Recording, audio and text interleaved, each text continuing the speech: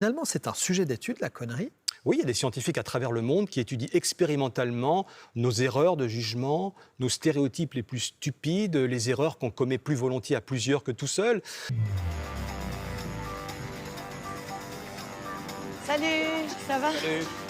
Tu vas bien? Ouais. Salut, ça va? Oui. Je suis désolée, j'ai galéré. Impossible de trouver une place dans le quartier. Mais bon, ça va? On se connaît? Non, mais comme ça, je fais pas la queue. Pour qui il se prend? Et moi alors? Ce délai, c'est vraiment important pour moi. Les connards sont partout. Impossible de leur échapper. Il y a celui qui téléphone à plein tube, sans égard pour vos oreilles. Celui qui estime que les poubelles sont faites pour les autres. Celui qui vous coupe le chemin pour entrer plus vite dans les transports publics. Pas besoin de commencer par des actes très graves. On peut devenir con par palier, en s'octroyant peu à peu des comportements transgressifs. Je me permets d'insister. À force de rester impuni, toutes ces incivilités deviennent des habitudes qu'on impose aux autres sans même y penser. Pour le con, c'est tout à fait normal. C'est son droit, peut-être même son devoir, de montrer à quel point sa supériorité lui permet de faire des choses que vous n'avez pas le droit de faire. Donc, le sentiment de supériorité peut venir soit de ses réussites personnelles, donc dans le sens où on pense que cette réussite nous autorise à traiter ceux qui n'ont pas réussi de façon inférieure. Elle peut venir de l'éducation, si on nous a répété toute notre enfance qu'on était tellement spécial et différent des autres. Elle peut venir du regard des autres. Si les autres nous admirent, on peut prendre la grosse tête et devenir un connard de cette façon. Car au cœur de la personnalité conne, on trouve presque toujours un narcissisme exacerbé. Je dirais que tous les cons seraient quand même très proches du trouble narcissique de personnalité et de ses différentes variétés. Manque d'empathie et recentration sur soi de l'attention, besoin exhibitionniste d'un miroir. Donc le con n'est pas prêt à écouter les autres. Les autres, c'est d'être un miroir complaisant. C'est typiquement, c'est une forme de connerie. Je suis un gros con!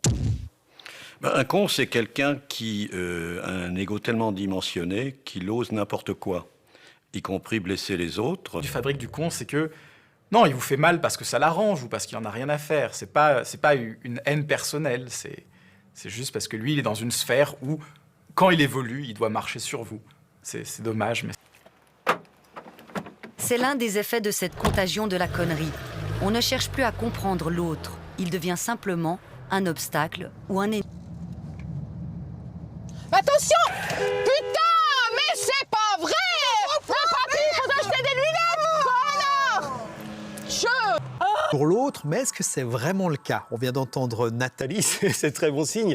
Une des grandes difficultés de l'humanité, c'est que nous ne sommes pas facilement capables de nous ouvrir au fonctionnement des autres, aux avis des autres, et ça peut nous amener des fois à aller très loin jusqu'à des guerres. Et quel rapport avec la connerie? Je pense que c'est l'essence de ce qu'est la connerie. Quand on dit de quelqu'un « c'est un con », ça peut vouloir dire beaucoup de choses, mais une des choses, à mon avis, les plus claires, c'est le con, c'est celui qui ne change jamais d'avis. Le con, c'est celui qui a une opinion et qui n'a pas l'humilité de pouvoir admettre qu'il peut avoir tort. Je pense que celui qui n'est pas humble, c'est le pire con. On observe de la connerie chez tous les autres, c'est peut-être que nous aussi on doit être un peu cons. Des cons car on confond tout. On a tous de petites voix qui parlent au fond de nous. La voix du con ou la voix de la raison. Mais vu qu'on est des cons, on écoute la voix du con. La voix de la raison, on l'écoute jamais. Au contraire, on lui demande son avis en dernier. Des fois elle nous dit fais pas ça, mais nous on le fait quand même. Comme ça on a plein d'emmerdes. Seule consolation si l'on admet qu'on fait partie de la grande famille des cons, l'esprit critique peut nous permettre de limiter les dégâts. Alors, Jean-François Marmillon, pour conclure cette émission, le contraire de la connerie, c'est quoi? L'intelligence? Non, je ne pense pas, parce qu'on peut être très con et très intelligent à la fois. Les plateaux de télé sont pleins de gens brillants, qui ont fait des études, qui ont parfois fondé des partis politiques, qui ont écrit des pavés et qui racontent strictement n'importe quoi. Donc peut-être que le contraire de la connerie, ce serait la sagesse. La sagesse? Ouais. Dans quel sens?